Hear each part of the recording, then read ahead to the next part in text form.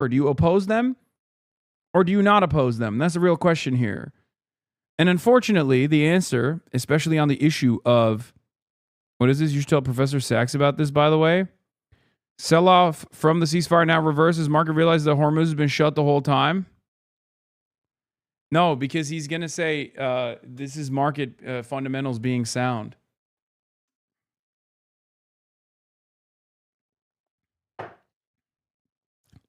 I don't think you guys understood. The conversation that we had here was the conversation that Professor Jeffrey Sachs and I had on market fundamentals being sound on this issue.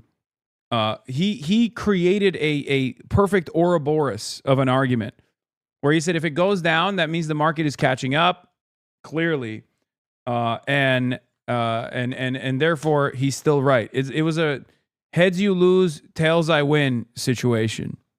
He is a market fundamentalist after all.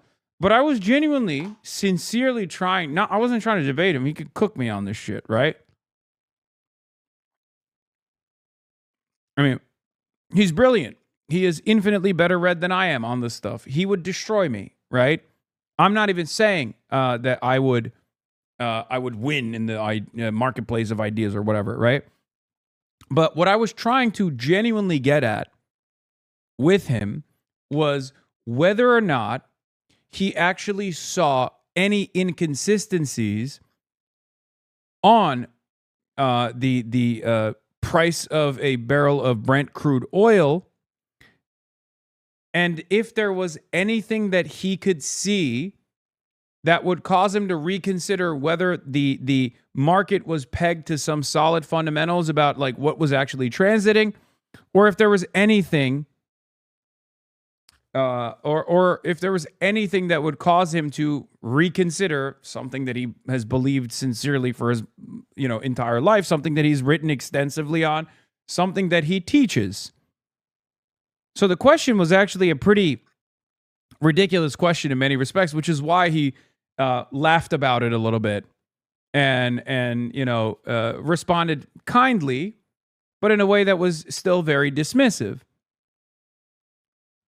I asked them the ultimate question.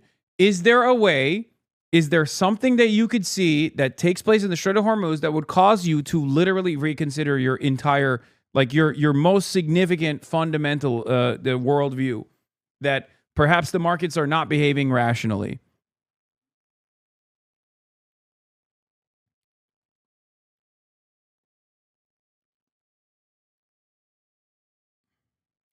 Because the conversation that we were having, I realized he kept saying, Professor Sachs kept saying, no, the price of the price of Brent is obviously pegged to however many ships are currently transiting. If it's $100, that means that there's ships transiting, even if we don't know how many physical barrels of oil exist. What I was saying was, I don't think there's enough ships transiting, and therefore the current price of Brent crude oil is actually being manipulated, and that a lot of people are simply leaning into the confidence that eventually the solution is going to take place, where the Strait of Hormuz will be open. That's like asking Jesus if anything would make him stop believing in God. That's not what he was saying. I can send some Financial Times coverage on oil prices if you want. I have read them. I've read all of them. What are you talking about? We only see future delivery pricing. Actual oil traders know a lot more than the general public about the current state of things. That's not what he was saying. No, he wasn't. He openly admitted.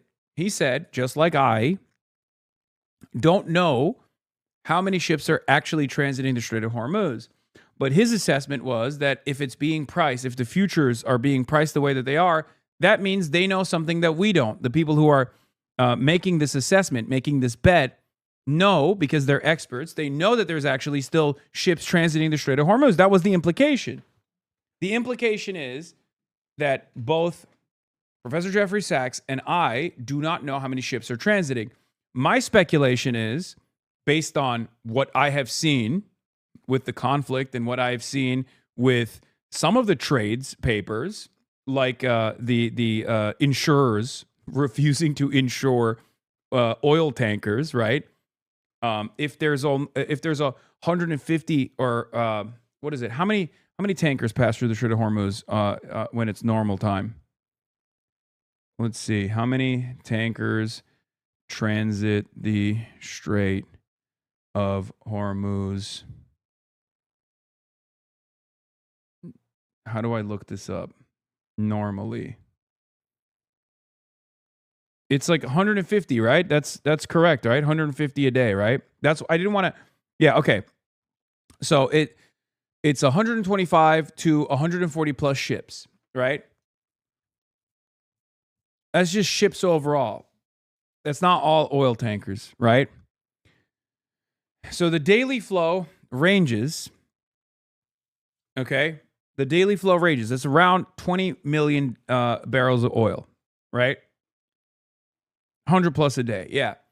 Right now, I'm speculating that there are not 100 ships passing, right? And I think that's a pretty fair speculation. Do you see what I'm saying? But they're pricing it as though there's maybe 60, 70 ships transiting, whereas there's probably more like 10 ships transiting. And it's not just futures prices either. Do you see what I mean? So I'm saying that people are leaning into a dream. People are leaning into a fucking hope and a dream. If we're both speculating, if Sachs's assessment is that the price implies that they know more than we do, that there are actually ships passing through, and I'm saying the price is not actually on any fundamentals and is totally irrational and is leaning into a hope and a dream that ships are fucking transiting. And there's an inconsistency here. How will we address this inconsistency? How will we can't see spot prices?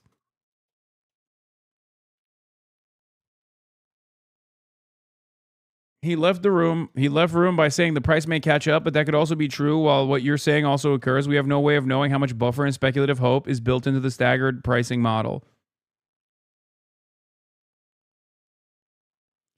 Price is almost double normal, and there's the Saudi pipe. Prices?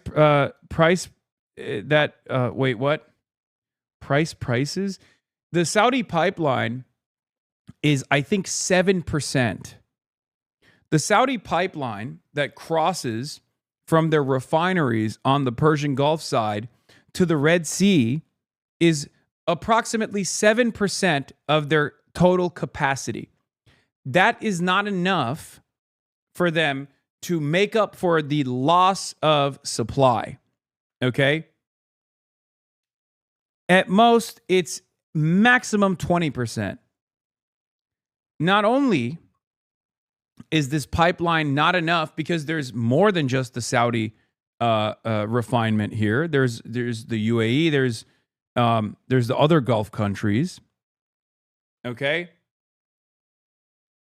Fuck it. Let's not say 7%. Let's say 20%. Okay? Even then, that's just 20% of the entire Saudi oil supply. That is not enough to make up for the loss of supply.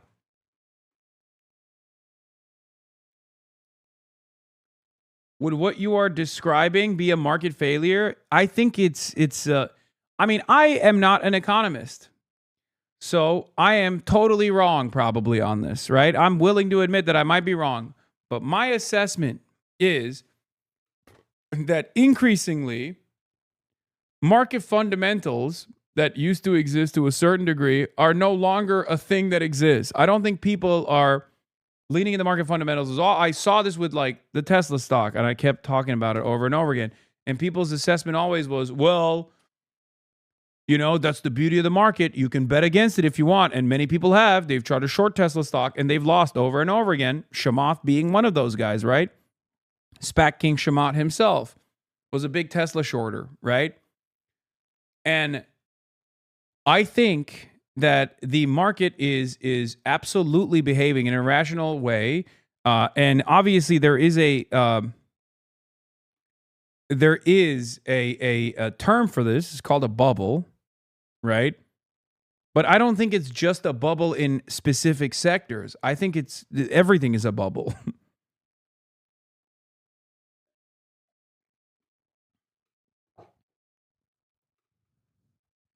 Because Sachs's counterpoint was that essentially that can happen in fundamental markets that deliver physical barrels of oil. Yes. So my question for Sachs was this. Because this is a physical commodity that is necessary for survival, and it's a global commodity with inelastic demand, you can't really continue wish casting that there are hard physical barrels of oil transiting to the Strait of Hormuz. So there has to be a point where the bubble pops. Right? Because, again, economists are much smarter than I guess. Well, they're not as smart as they give themselves credit, but they're smarter than the way I talk about them. Obviously, they're much smarter than me. I don't know what the fuck I'm talking about for the most part. I'm just talking shit. I'm speculating when it comes to this issue. Okay? But my speculation is that whatever you want to call it, because the capitalist terminology for this is a bubble, right? So they already have they have a term for the inconsistency when the market is not behaving according to fundamentals. It's a bubble, right? So it's, again, an impossible argument to broach because they'll never admit that the markets are not leaning into these solid fundamentals, because they'll just turn around and say it's a bubble.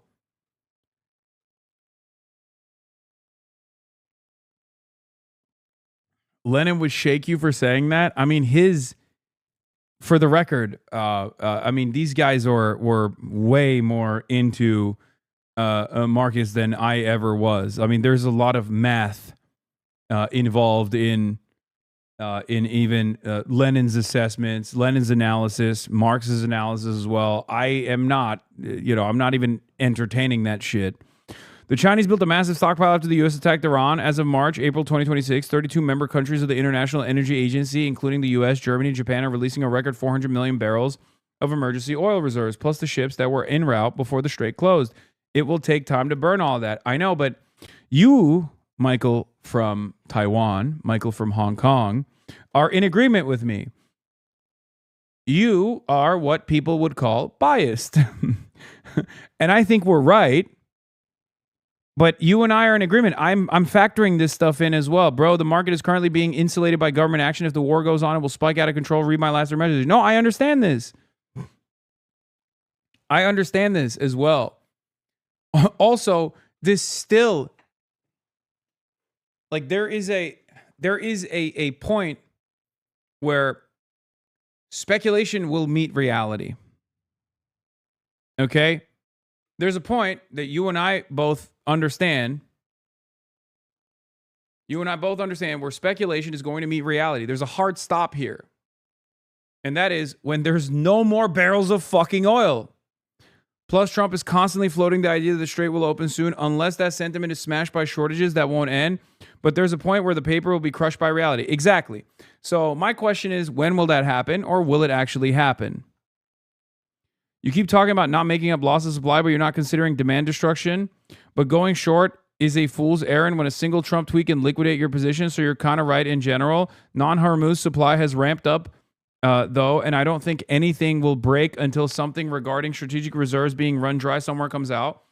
I mean, they're already crushing demand. They already have limited demand to the best of their ability in the Asian markets. We know this because they write about it every now and then. Western media oftentimes doesn't cover it that much, though. It barely is a blip on our radars here in the Western world. We obviously we're an oil exporter in the United States of America. We have strategic reserves on top of that. Meanwhile, Asian marketplaces that don't have the same benefits that need a constant flow of oil coming in are already in panic mode.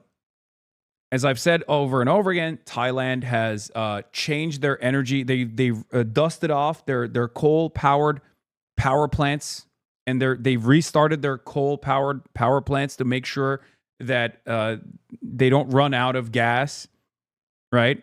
Because they know that their natural gas supply is fairly limited. China has gained significant leverage over all of the other countries in the Asia Pacific region, because they have tremendous strategic oil reserves that they can use to do soft power initiatives that go against America's interest in the region. This is important to understand as well. I've talked about this too.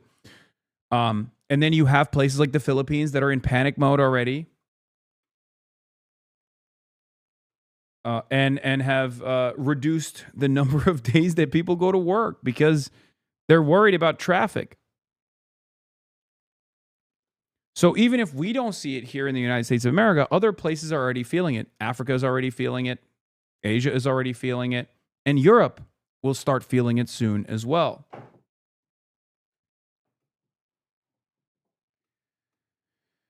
My question is, where do we go from here? But it seems like things are changing already.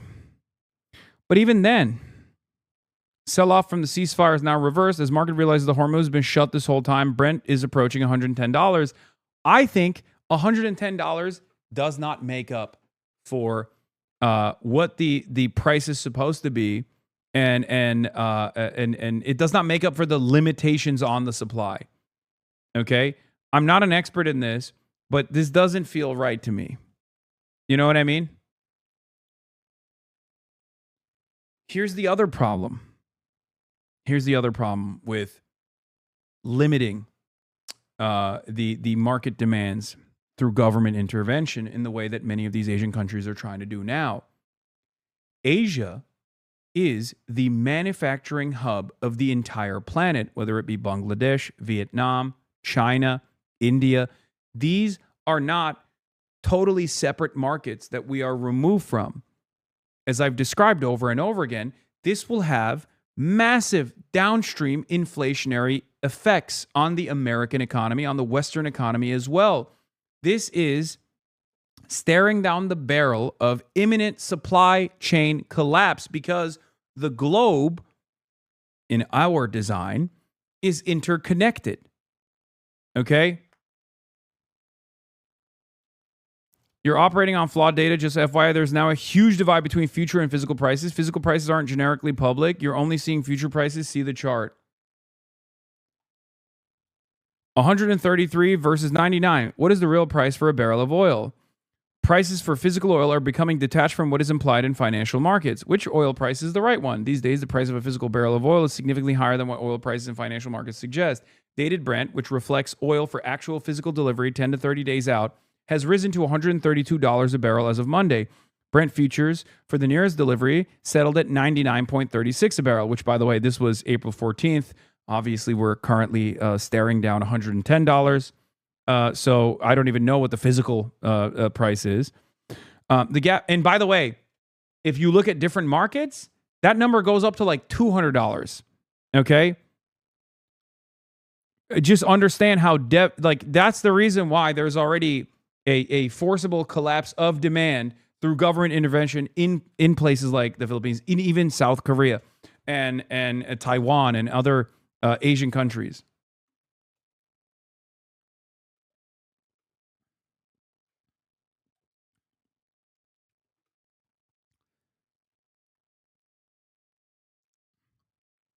There's also additional problems like a lack of fertilizer leading to agricultural crop failure, leading to lower agricultural yields overall, which means less food. This will be devastating and might even cause famine in underserved markets anyway, that are already having a hard time, that already have a hard time on a good day. Okay?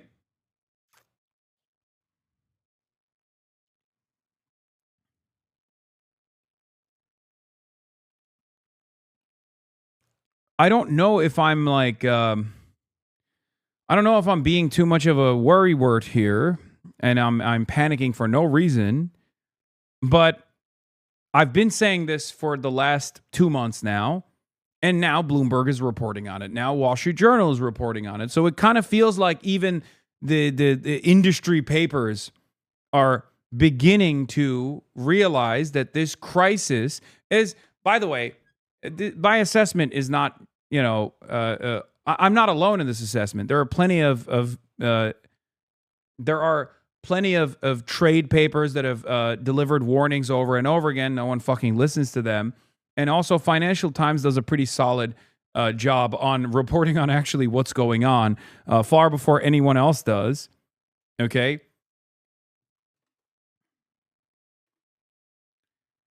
Just check the physical delivery price as of today is $144 to $150 per barrel.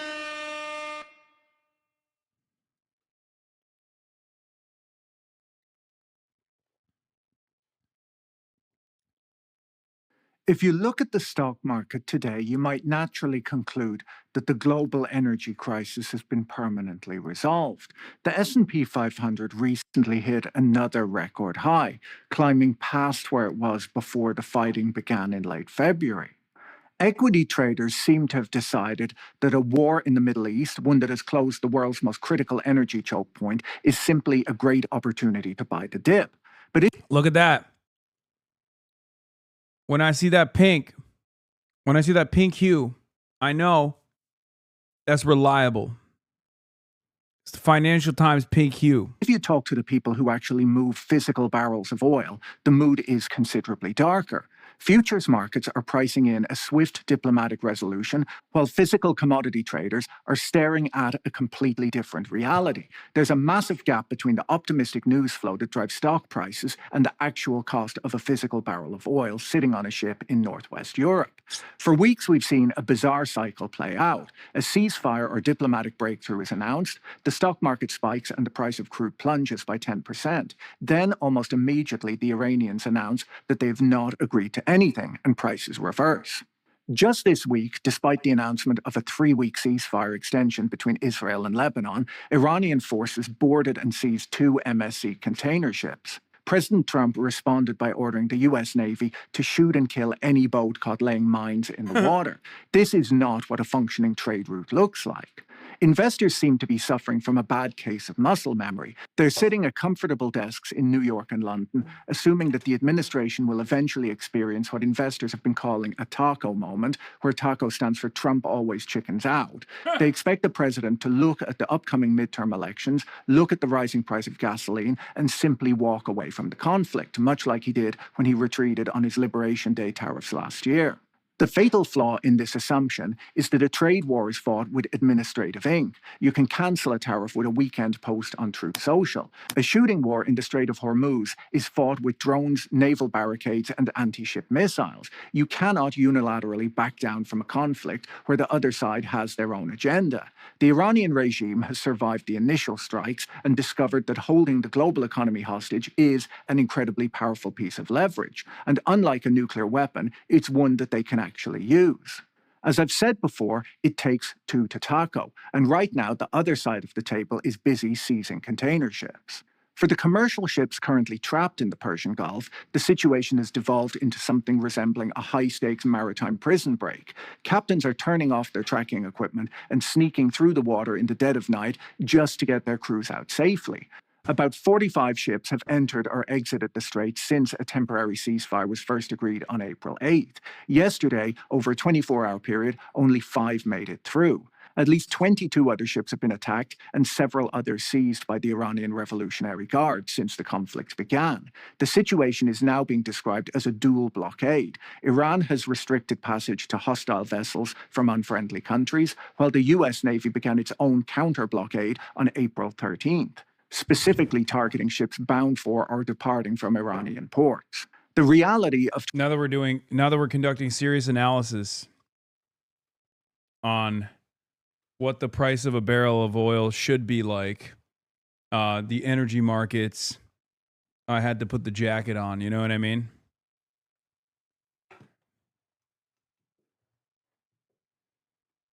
trying to navigate the Strait of Hormuz right now sounds less like global logistics and more like a heist movie. Just this past weekend, a Greek-owned tanker called the Yeah, someone said, must be fake news since Iran doesn't have a navy. See, these are the moments where I wish I had the fa meter, okay? I would have hit it. I would have hit that with a fa. DA, carrying 300,000 barrels of diesel, managed to make a run for it in the dark. It lined up at the head of a snake of ships and slipped out just hours before the Islamic Revolutionary Guard sent gunboats back into the channel. Before we dig into which ships are getting through, let me tell you about this week's video sponsor, Incogni. Most people don't realize how much you fight them yourself. Online bodyguards use actively through with there's a money-back guarantee if you aren't satisfied. Ships that are being actively targeted, like those tied to the MSC group, are attempting to sneak through with their GPS transponders completely turned off. Some are hiding behind Omani flags, others are navigating demands from the Iranian regime to pay safe passage tolls in cryptocurrency, which major trading houses vehemently deny paying, as doing so would breach US sanctions. The resulting backlog has created what one They did this with the Houthis too. The Houthis were like taking on billions of dollars worth of bribes when they were doing a blockade on the Red Sea. A little bit of inside baseball here. Because, you know, you gotta, it's one of those things where it's like, what am I gonna do without fucking oil? What am I supposed to do? Die? Of course you have to transit. What are you, not gonna send cargo? You're gonna keep sending cargo no matter what. So, what is this? Chat is brain rotted. I got you, fam. Oh, thank you.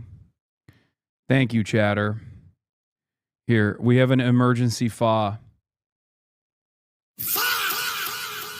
Okay, that's so loud, though.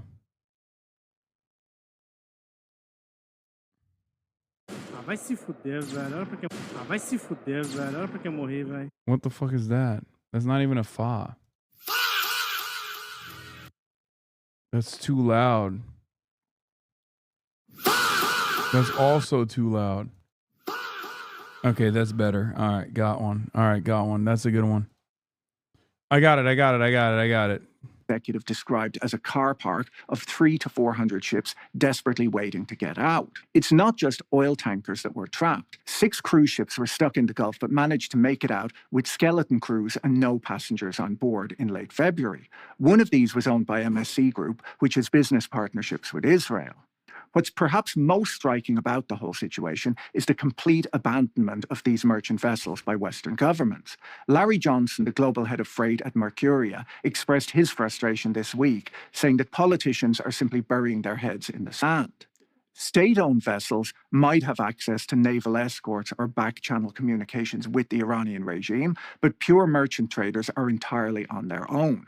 The US Navy is barricading the coastline and has turned around dozens of ships. Iran is firing on the ones that try to squeeze through. There's no concerted effort. I fucking love that move, man. What a brilliant move that was, huh? Oh, yeah? You guys are blockading the fucking strait? Well, guess what? We are too. What are you going to do about it?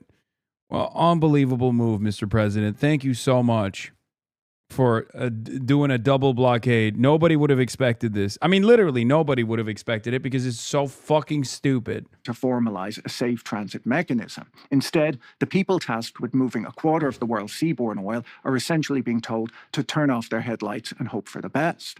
While investors might assume that this blockade is just a temporary glitch in the supply chain, the physical reality is that the world has now run out of its safety cushion. In the early weeks of the conflict, the market was insulated by the fact that a near record amount of oil was already at sea when the war started. But by April 20th, the last few tankers that managed to cross Hormuz before the fighting began finally reached their destinations in places like Malaysia and California. That seaborne buffer is now completely exhausted. Physical commodity traders are warning that a lot of long-term damage has already been done. Saad Rahim of Trafigura told The Economist earlier this week that a cumulative loss of 1.5 billion barrels of Gulf crude, roughly 5% of annual global output, is almost unavoidable at this point. Traders are noting that even if a ceasefire holds today, the market might not return to equilibrium until 2030 due to this permanent loss of supply. Normally, an American president might expect the domestic oil industry to simply... Big love, Hasan, 44-year-old garbage man from the suburbs of Detroit here. Love them, what you've been doing lately, and love how much they hate you right now. Keep it up, guy. You got my support for show. Hell yeah, chatter. Let's go. You're the man. Drill the country out of an energy shock like this. After all, the US is now energy self-sufficient. The administration has strongly urged oil executives to increase production to bring gasoline prices down, but US shale bosses are actively resisting those calls. According to a recent Dallas Fed survey, energy executives are refusing to significantly increase production, pointing to the absolute chaos of the current market. While this may not make the president happy, it's a perfectly rational capital allocation decision made by executives who've been burned by overdrilling before. The extreme volatility between physical prices and futures prices sends conflicting signals to operators. They can't responsibly plan long-term capital budgets or rig deployments when the price of their product swings wildly based on presidential tweets. Most companies are taking a do-nothing approach. What is this? There are 3 possible outcomes, one of which will occur within 3 weeks to months as markets are finally forced to reconcile with reality. 1, Iran sets new precedent undermining imperialist international law and normalizes tolling. Malaysia, Indonesia, Malacca, Panama, etc. And energy is ramped up again.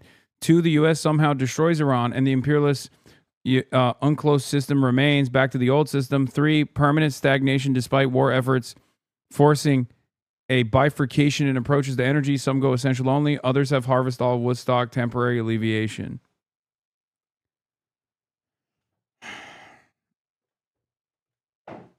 I don't think that the U.S. is going to destroy Iran, and the old system will remain. I think it's not possible currently for them to be able to engage in any actions that would force Iran to loosen their grip over the Strait of Hormuz. The reason why I say that is because if they had that capacity, they would have enforced it already. They would have exercised it.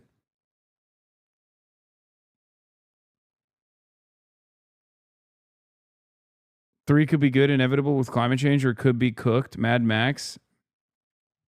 I mean, what do you think? We don't have the changes or the willingness to make the necessary we don't have the capacity or the willingness to make the necessary infrastructure updates, changes, especially in the Western world, to actually live in this degrowth reality that you're suggesting. So it will be closer to Mad Max, an anarcho-capitalist dystopia, than one that is eco-socialist. To their 2026 budgets. They know perfectly well that if they spend billions... I mean, virtually everyone is just looking at the situation and be like, eventually Donald Trump is going to have to give. Okay? I don't think people are as confident in the American military capabilities of like destroying Iran or forcing Iran to heel here at all. That's why I also brought up the deadline, the self-imposed deadline, as a matter of fact, of the Beijing summit. Donald Trump has to nip this in the bud before Beijing. It's virtually impossible for him to do so at this point. Why the fuck would, like, every day that goes by where Donald Trump is getting closer and closer to the May 14th date, which is when the Beijing summit is supposed to happen, is a day where Donald Trump has less leverage over Iran. If we can see and recognize from, over here on this fucking Twitch stream that Donald Trump has this additional pressure placed upon him, then I'm sure the Iranians are aware of it too, right? So clearly, Donald Trump does not have any leverage whatsoever in this circumstance. I mean, Abbas Araghchi literally went to Pakistan and left Pakistan after bilateral talks before Trump could even send the American envoys. Okay, he didn't even want to give the presence that he was going to be in the same area with the Americans at the same fucking time. And now what is Abbas Araghchi doing today? Shaking hands with Vladimir Putin. The Iran momentum is fading. He's now going to pivot to the ballroom and going after people that criticize him. He thinks there's a pity party for him and he's going to drag this out. No, because this is not a thing that you can out yap.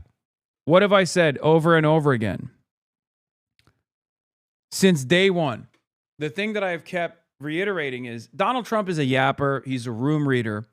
But there's one thing he can't actually convince his fans of, and that is that their wallets aren't hurting. Okay? If his own cult is experiencing the negative consequences of his warmongering in the region, and it's translating to less take-home pay or translating into more expensive gas prices at the pump. Doesn't matter if he talks about the fucking ballroom. Every time he talks about the ballroom, he's going to lose even more fans. His fans are going to be like, I don't give a fuck about the ballroom, dude. Fix the gas prices. Right? That's it. You can only talk about everything transgender, everything computer, everybody transgender until, you know, people start realizing that they're paying 10, 20, 30 extra dollars at the pump.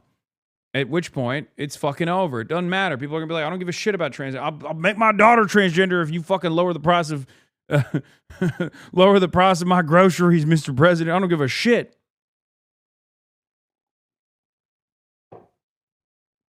This was, and I'm repeating myself so much, a genuine problem with Brandon as well. People were frustrated by negative real wage growth for a year and a half. And what was Biden doing in the process? Talking about how he's doing NATO. Ain't nobody gives a fuck about NATO when they're experiencing inflation. Ain't nobody gives a fuck about NATOizing Finland. Now Trump is doing the other version of that, which is even dumber somehow. And that other version of that is everything is fine, everything casino, it's going to be good, we're going to build a ballroom. Who gives a fuck, man? Fuck your ballroom.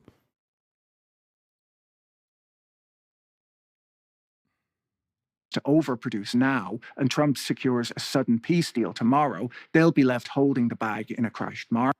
Please explain why the summit puts more pressure, because he can't go to fucking China. He can't go to Beijing with no leverage. If he packed up Venezuela and then Iran, similar to Venezuela, he would have a lot of leverage over China in this Beijing summit, which was supposed to take place a month ago. At which point he could have said, look, we took over Venezuela like that overnight. That was your foothold into the Latin American markets. We destroyed that. We severed that connection. And Iran was a big ally of yours in the Strait of Hormuz. We destroyed them too. You know, we did regime change. We have a pliant regime there, similar to Delcy Rodriguez in Venezuela. And you don't hold any of the fucking cards. If you ever try the nuclear option of trade with us ever again, and if you even float the idea of strategic export controls, then we'll shut off your oil faucet. It's leverage. Donald Trump tried to do a forcible decoupling from China with all of the other regional partners, and it failed. And in the aftermath, China turned around and said, "Oh, if you fuck with us again, we'll stop. We'll reconsider rare earth minerals that we have a monopoly control over that you need for your national defense, for everything, basically."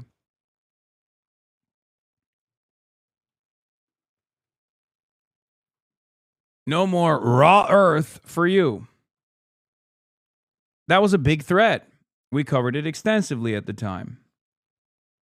Market. If you want to understand how a geopolitical energy shock actually trickles down to the real economy, you'll have to look beyond the headline price of crude oil and examine the specific refined products that keep the world moving. Take jet fuel. Europe does not produce enough of it to meet its own demand. According to Politico, its refining capacity can cover at most 70% of what airlines need. Any prolonged disruption to tanker traffic through the strait will leave carriers scrambling for supply. Europe is currently sitting on about 50 days of jet fuel reserves, which is their typical operating level. But according to modeling by the data firm Kepler in association with The Economist, those stocks are going to fall precipitously if flows through Hormuz don't normalize by June. The United States could theoretically help by exporting refined products, but if the administration decides to prioritize domestic prices and bans refined fuel exports, Europe's aviation sector will be. No more planes will frustrate the bourgeoisie. Buddy, what are you talking about? No more jet fuel means no more delivery. Do you know when you get on a plane, when you get on a commercial airliner, okay, and you fly from point A to point B for health emergency in the family or business travel or even fucking tourism, you don't realize that like half of those airliners are also carrying your Amazon packages. Okay? This is so much worse than just, oh, rich people won't be able to go on fucking tourism destinations. Number one, rich people will always find a way, okay? Just so you understand. As a matter of fact, I don't take planes. Yes, brother, I know. That's why I'm trying to explain to you that just because you don't take planes doesn't mean that you don't benefit from air travel currently.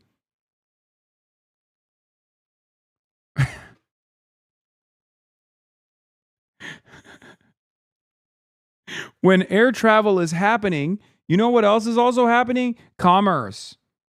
Your packages are being delivered.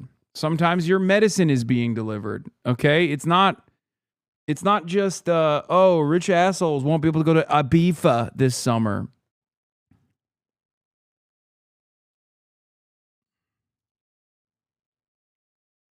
That's what I'm trying to explain to you guys. Maybe you don't understand this, and it's fine. It's understandable. Maybe you haven't considered this, but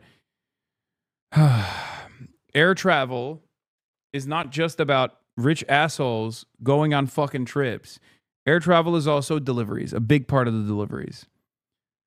What do you think happens when you don't get your shit delivered? Be staring at a brick wall. Then there are the esoteric commodities that most people don't think about until they run out. Qatar is not just a dominant player in liquefied natural gas. It's also one of the world's largest producers of helium, accounting for roughly a third of global supply. Helium is a byproduct of natural gas extraction, and you can't safely ship it on a plane. It has to move by sea. When the Strait of Hormuz is barricaded by gunboats, the global supply of helium is effectively choked off. This isn't just about party balloons. Helium has the lowest boiling point of any element, along with an extremely high thermal conductivity, which makes it irreplaceable as a coolant for sensitive equipment. It's used to cool the superconducting magnets in MRI machines, as a carrier gas in the chemical vapor deposition processes used to manufacture semiconductor chips, and as a purge gas in clean rooms. There is no synthetic substitute for helium. If you're running a chip fabrication plant or a hospital... Isn't that crazy that helium is also a finite resource that is like eventually going to run out? I mean, I know fossil fuels in general are finite as well, but like, isn't the runway for helium a lot worse? What do we do with that in that situation? I think about that sometimes where I'm like, one day we're just not going to have fucking helium. What do we do then?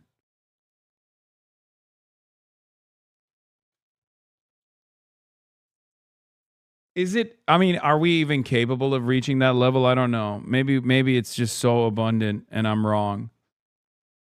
Jupiter harvesting?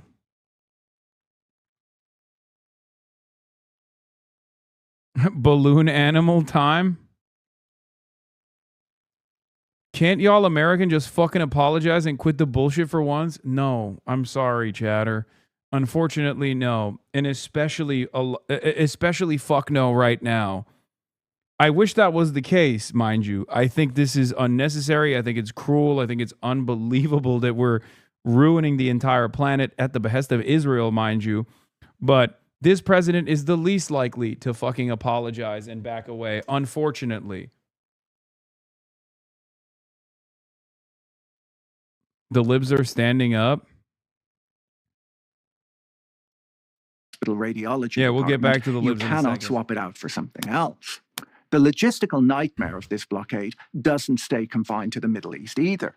The global shipping industry operates as a closed loop. Because ships can no longer safely pass through the region, they're being forced to take a massive detour around the Cape of Good Hope.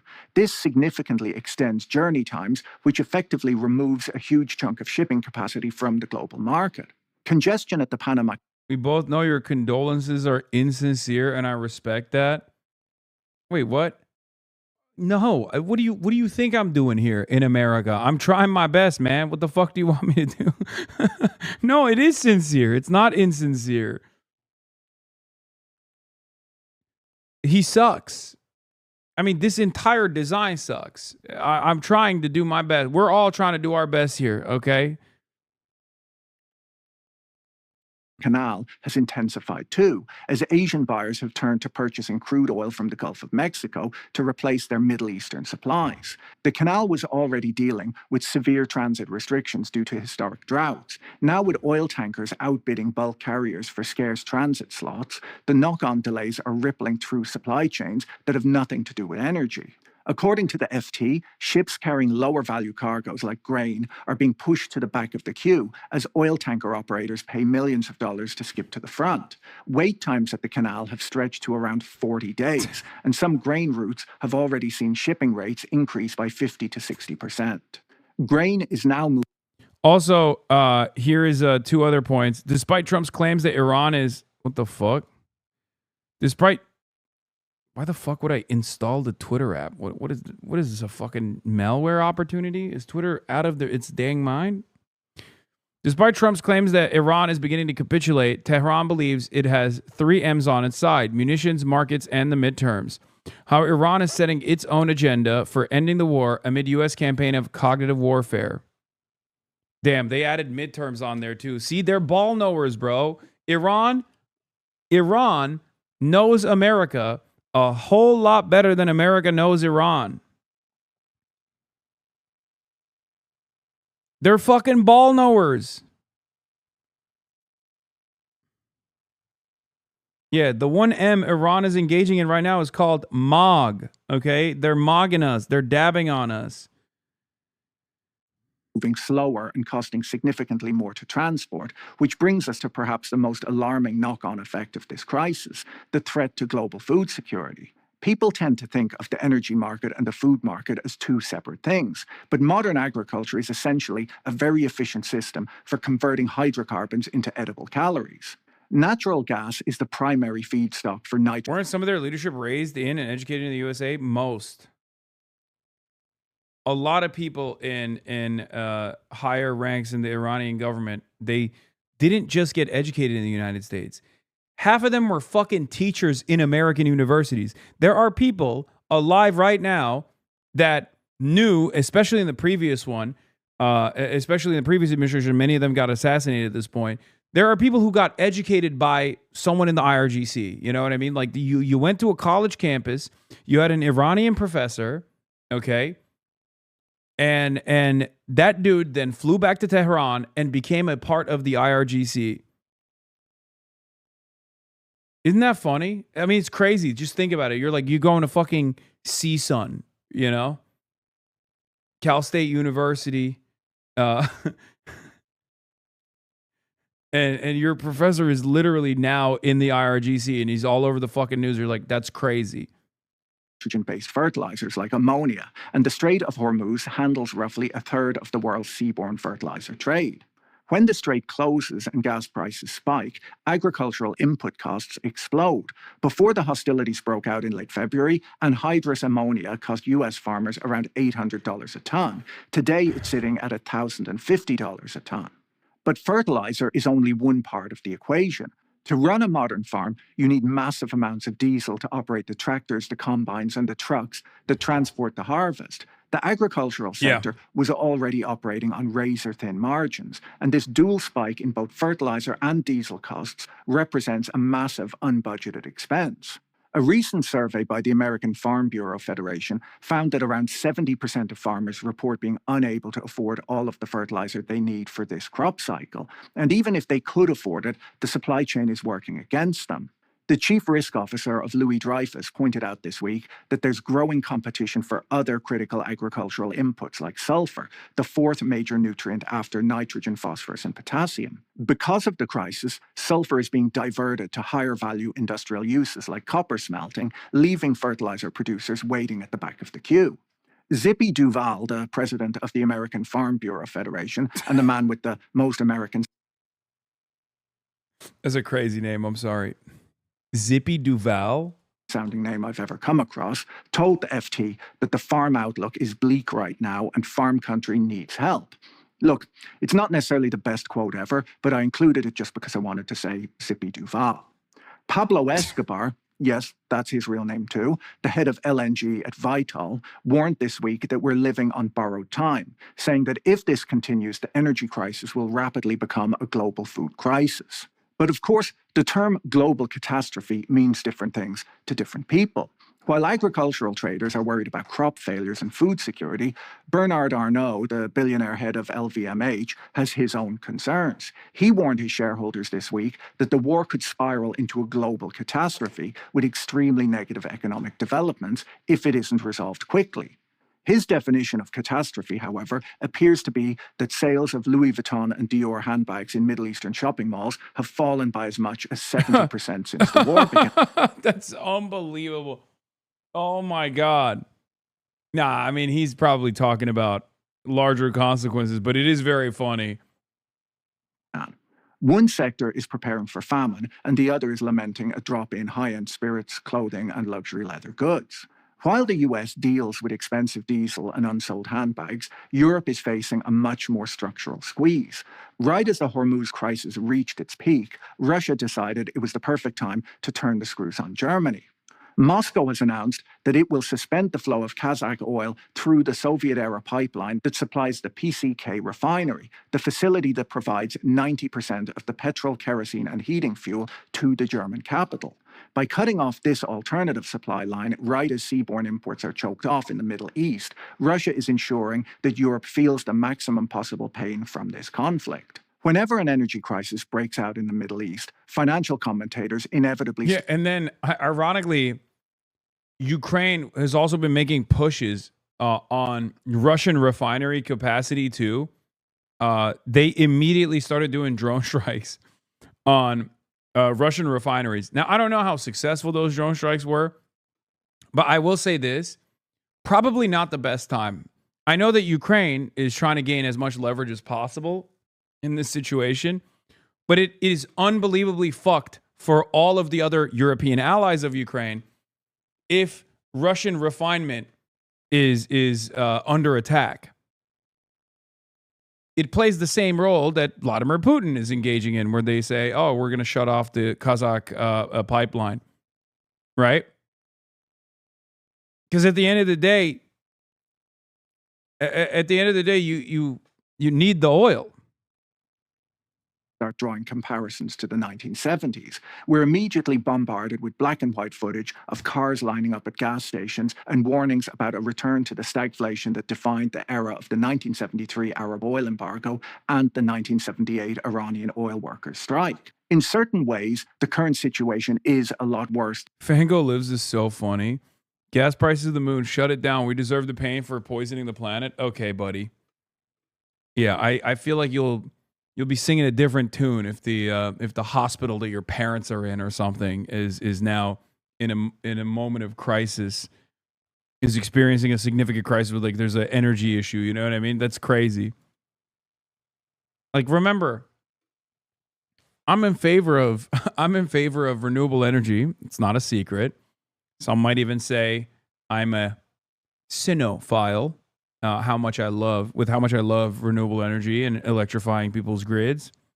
I've seen it with my own two eyes in places like Cuba, born out of a necessity that America has created. Having said that, I've also seen the other side of that story.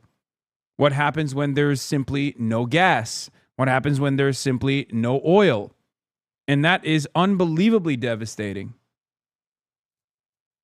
You know, an energy grid collapse is not something that anyone would like to withstand, I promise you. Than what we saw in the 1970s. As Daniel Yergin pointed out recently on the Odd Lots podcast, the absolute volume of the disruption we're seeing today is the largest in history. Global oil production and consumption are roughly twice what they were 50 years ago. However, major economies are structurally much more resilient to oil shocks today than they were back then. The metric economists use to measure this is called the oil intensity of GDP. It measures how many barrels of oil it takes to produce a single inflation-adjusted dollar of economic output. Since the 1970s, the oil intensity of the global economy has declined by more than 70%. Our factories are more efficient, our cars get better mileage, and our power grids rely much more heavily on other sources of energy than they do on petroleum. But while the physical economy might be less vulnerable, the financial economy is standing on much shakier ground. Paul Krugman noted recently that in 19... Has anyone noticed how Klay Thompson looks like the PBS logo?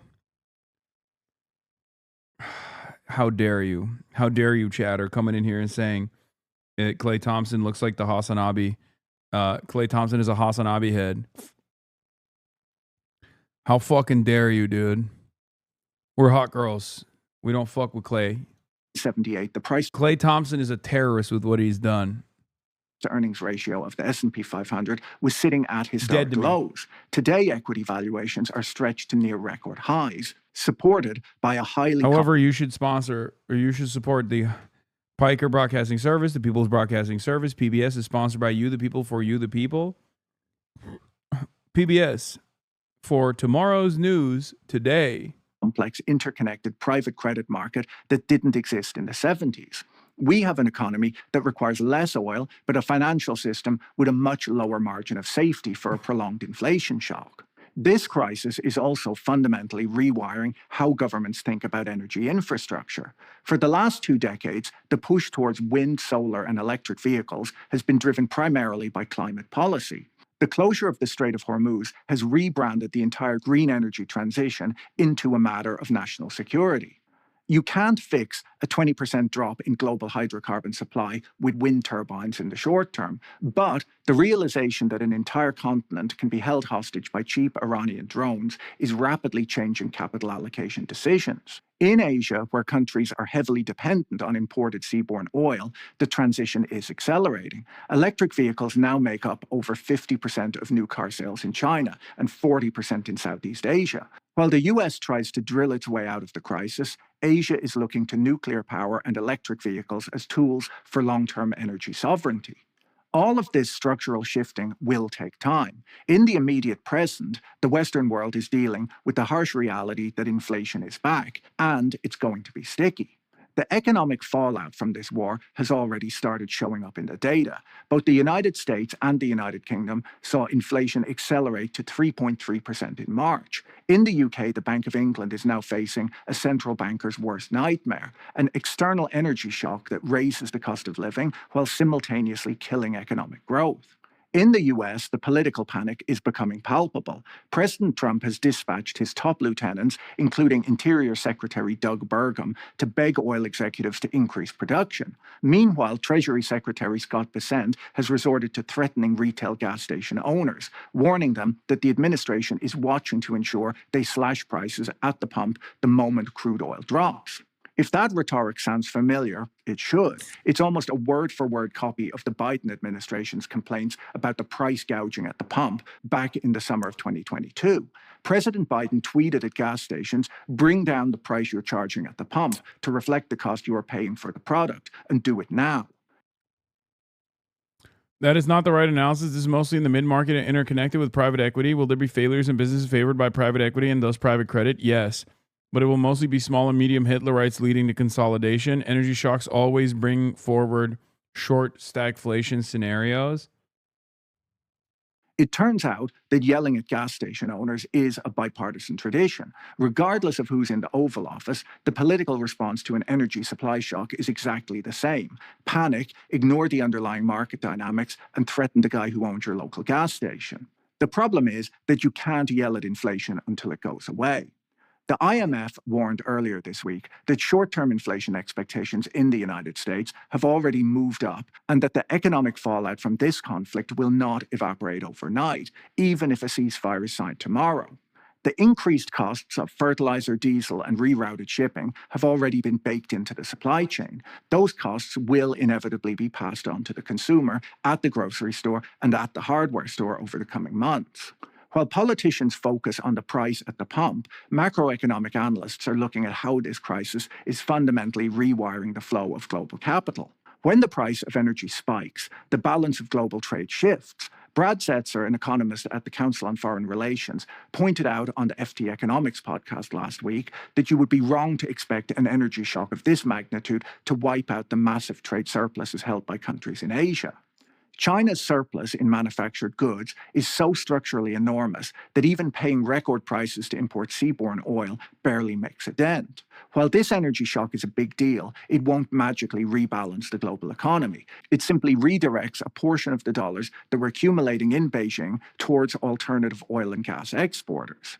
Some of that money will go to Saudi Arabia, which has an east-west pipeline and can still get some oil out. But most of it will flow to the world's other exporters: Kazakhstan, Tajikistan, Norway, Russia, and some South American producers. The US and Canada collectively export about 5 million barrels of oil a day. So what Setzer expects to see is a general shrinking of the big Asian and European surpluses, with the money flowing instead to certain oil-producing economies, a reshuffling of who holds the world's dollar. Why are we watching this clanker? What clanker? You think this is AI?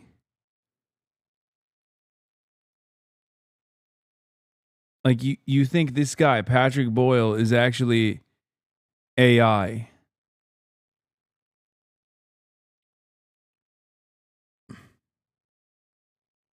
Why? Because he doesn't blink? This is a human, man. What are we doing? Rather than a fundamental rebalancing. Because the United States is now the world's largest oil producer, a position it's held since 2018, you might assume that this shock would ultimately be a net positive for the American economy. But the windfall at the wellhead doesn't necessarily reach the kitchen table. American oil and gas exporters are benefiting from higher Like, you don't know, he might be blinking right now. prices, but the American consumer is absorbing the pain on the other side, paying a geopolitical tax on everything from agricultural products to transportation, leaving them with less money to spend on the rest of their needs. The US trade deficit isn't shrinking, life is just getting more expensive. This brings us to the ultimate lesson of the crisis. As I mentioned in my video on Europe's financial nuclear option back in January, the financial markets have spent the last 30 years operating under the great illusion, the belief that economic interdependence naturally prevents conflict. We assumed that because an open Strait of Hormuz was essential for the survival of the global economy, no rational actor would ever try to close it. But the interdependence that was supposed to be our safety net is fraying from both ends. On one side, Iran has discovered that holding the global economy hostage with a fleet of cheap drones is a highly effective negotiating tactic. On the other, the world's major economies have spent the last 2 years actively reducing their dependence on each other through tariffs, export controls, and onshoring, dismantling the very web of trade relationships that was supposed to make a crisis like this irrational. When you control a vital geographical choke point, you don't need $1 trillion military to exert massive geopolitical leverage. And when your adversaries are already pulling apart the system that was supposed to deter you, you have even less reason not to try. For decades, the global supply chain has relied on the unwritten assumption that the United States Navy would act as the ultimate guarantor of free trade, safely escorting merchant vessels from one side of the globe to the other. That assumption is now obsolete. The Navy is no longer acting as a neutral guardian of open sea lanes. It's an active combatant running its own blockade. The merchant marine is on its own. We've moved from a world of global cooperation to a highly transactional era, where historic alliances are significantly less meaningful. A negotiated diplomatic de-escalation might eventually provide a sigh of relief, but it cannot undo the realization that the plumbing of the global economy is incredibly vulnerable in this new transactional era. The stock market might be buying the peace trade today, assuming that a weekend of strongly worded Truth Social posts can fix the supply chain, but the physical world moves at its own pace, directed by ships, pipes, and turbines, rather than market sentiment. If you found this video interesting, you should watch my video on prediction markets next. New golden age of piracy. We're in it, baby. It's One Piece universe. And America is absolutely the Navy, the Marines. Something not mentioned regarding the luxury sector aspect of this, but important, is events like the Met Gala will also be affected since they rely on donations and funds spent by luxury houses to keep the Costume Institute and other fashion museums funded. And if those events are canceled or scaled back, then artisan jobs that rely on those events will also be scaled back, which comes out of thousands of academics, museum, and artisan jobs gone because of this crisis. UB, I'm gonna keep it $150 with you. You are never gonna be able to convince people in this community that like the Met Gala scaling down is going to be bad for people. See, they're already, even though you actually delivered, you know, some very important information about like small businesses, artisans, academics that will be impacted by this. People only heard you say the Met Gala will be scaled back and immediately went, well, fuck the Met Gala, and are currently yelling at you and also yelling at me as well, because these people don't care about museums. They just heard you say fashion, and that's all they heard, and they hate fashion. If there's one thing I've learned in this community, you can never get these motherfuckers to care about fashion in any way, shape, or form. They do not understand the impact that it has on the arts, culture, how it moves society in a meaningful way. They just don't care.